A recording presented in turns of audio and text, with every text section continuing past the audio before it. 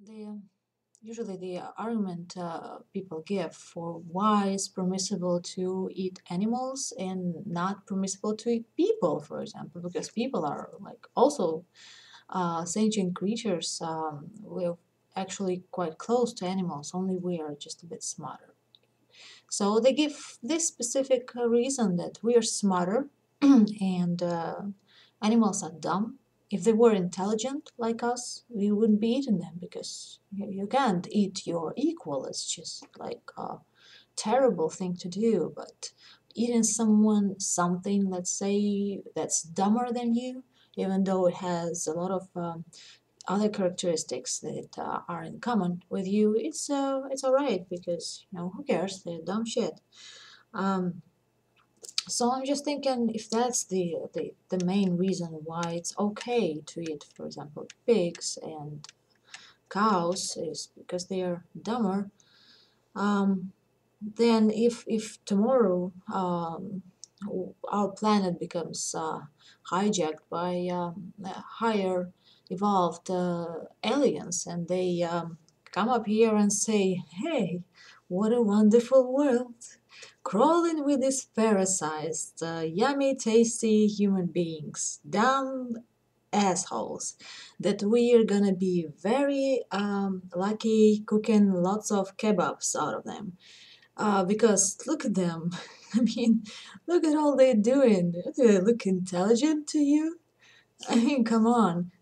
Most of them cannot even understand the theory, Einstein's theory of relativity, that one of them has come up with, and they are too dumb to even grasp it anyway, not to say anything about the higher knowledge that we possess as a higher race now. So they deserve to die, they deserve to be tortured, kept in cages, fed for a few years, and then slaughtered. Would that be okay? In this case, in our case, using the same reasons that we're also dumber that some other creatures, then we deserve to be tortured and killed and used for all sorts of purposes. I don't think many people would be quite alright with this solution. I think a lot of us would be uh, pointing to the fact that, ouch, we can feel. Don't torture us because, not because we are so smart, because we actually, yes, we're dumb shit.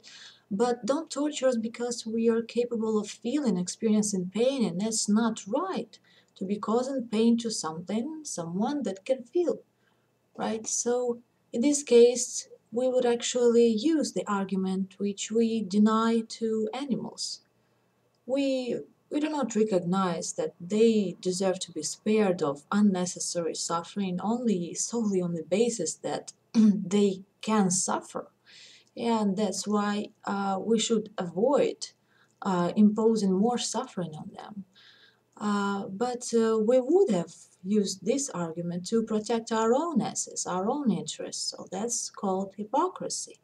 If you use one logic only, some sort of logic only for one particular sphere, and say that the same logic is not good anywhere else when applied outside of your favorite sphere where you apply it, then it's just hypocrisy. Don't try and pretend that you're making some kind of rational argument. It's rationalization, it's not a rational argument. So that's about the smarter or dumber. Um, and also, I mean, I'm just becoming so tired of all this hypocrisy that we're not only using, we're just like swimming in it. It's like the air we breathe with regards to animals in particularly, because 1 minute you're with your kid reading some interesting fairy tale about three pigs, for example. Oh, yay, go piggy!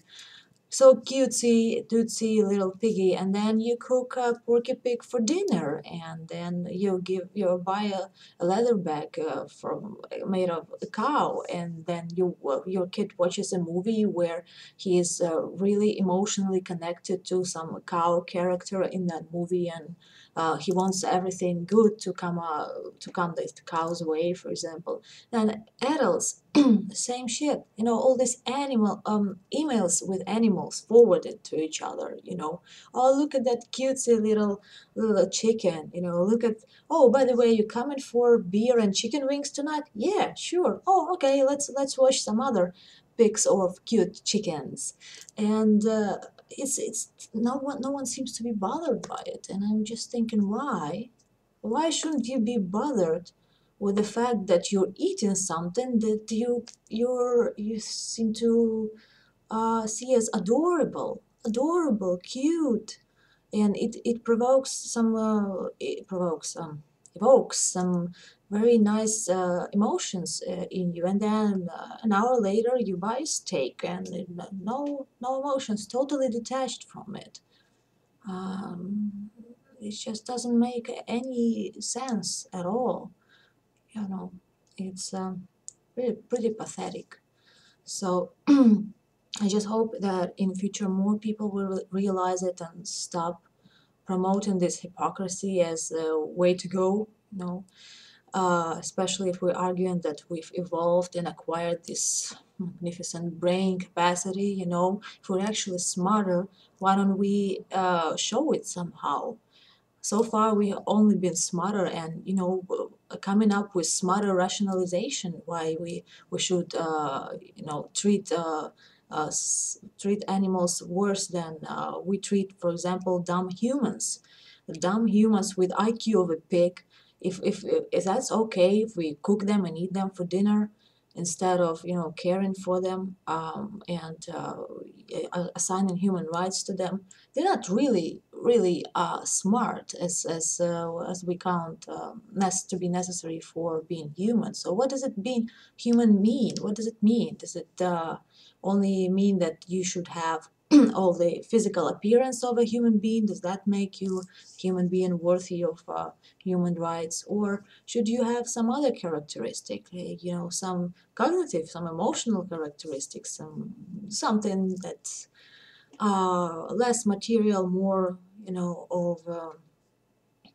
of the spiritual nature, so to say. I hate this word, but like, let's say that at least.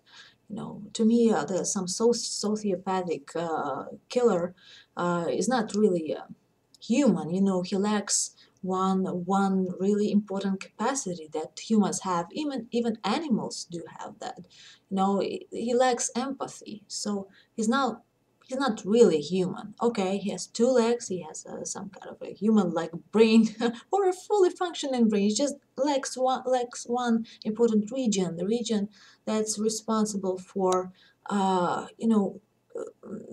realization that other people, other sentient creatures, are not worse than you. They can also feel what you feel, so you shouldn't do anything to them that you wouldn't wish they to do to you. So that's the crucial capacity that humans have, and we should not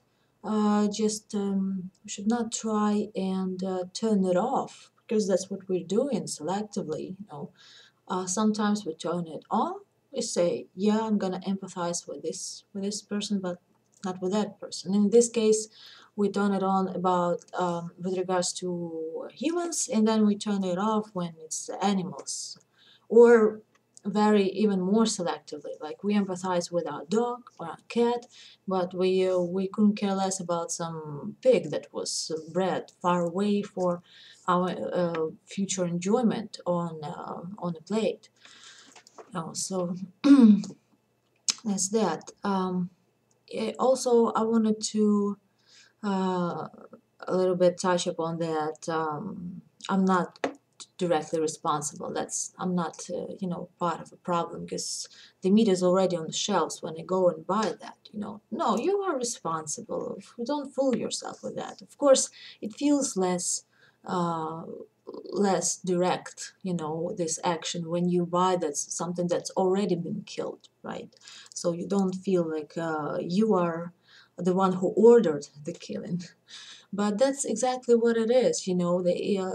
You create the demand, and people who produce meat, just like people who produce any other product, they always look at the demand, and they kill as many animals, they breed and kill as many animals as just so as to cover the demand that exists in society currently. They do not kill much more because they will go broke if they do this. So they always look at the demand, and that's how much they supply. It's by the same logic, some kind of pedophile who is buying child porn, that where children are being tortured and raped or sometimes killed, and he is not responsible for what's being done to those children. Of course, he is responsible. He's creating the demand. He's paying the people who are doing it. So he is basically, he's ordering that.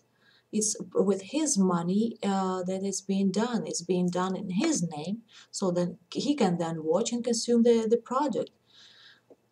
So it's the same with meat. It doesn't matter if you don't kill the cow or the pig yourself. It's being killed in your name. With your money, you're subsidizing it. So don't try and, like your hands are clean or anything. It's not the case. It's your doing. It's a shared responsibility of all those who are consuming meat as product. And then the last what I wanted to say is about that justification or argument that it's not gonna do any good if I stop eating meat because the majority will never agree to stop. So I'm just, I'll be that poor little guy who is missing out on the fun, even though it will not help any. It will not help the cause. The meat production will still continue. Well, first the previous argument about the demand and supply, and then you should look up on the internet that experiment about conformity.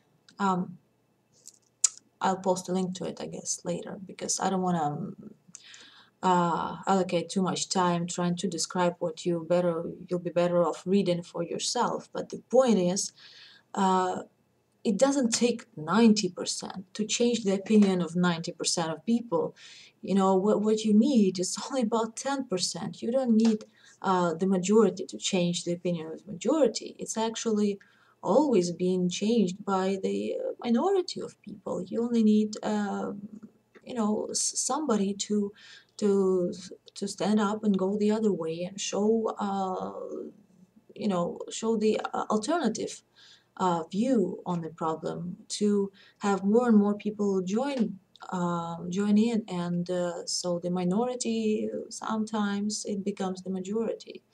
That's how it works. So you're either going to be part of the solution or part of a problem.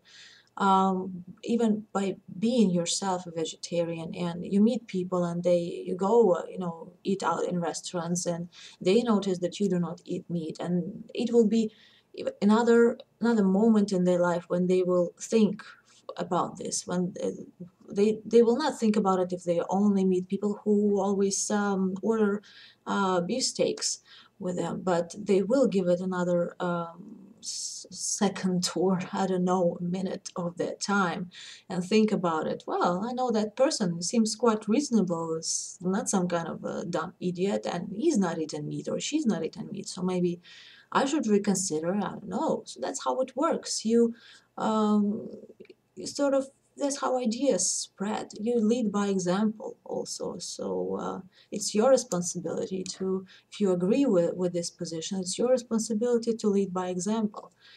And that's how sometimes, someday in future, I mean, the situation might just get much better. And I think it's not such a hopeless cause. Vegetarianism, I think, is spreading. So some years, decades maybe from now, I don't know. I'm not a psychic really, so it just might be a norm.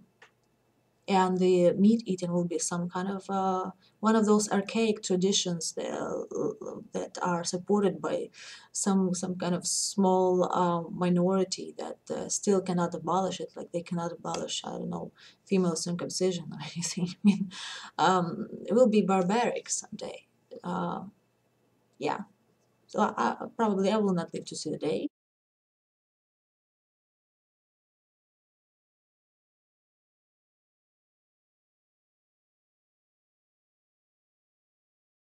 Time for me to go, blah blah blah, and don't think that I hate meat eaters or something. Come on, I've been one myself, so I know how it is.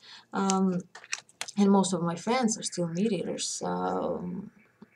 It's not like I preach it all the time, this vegetarianism stuff, So, but I just think it's sort of willful ignorance. It's not also ignorance because you're not ignorant about this topic. It's a willful rationalization.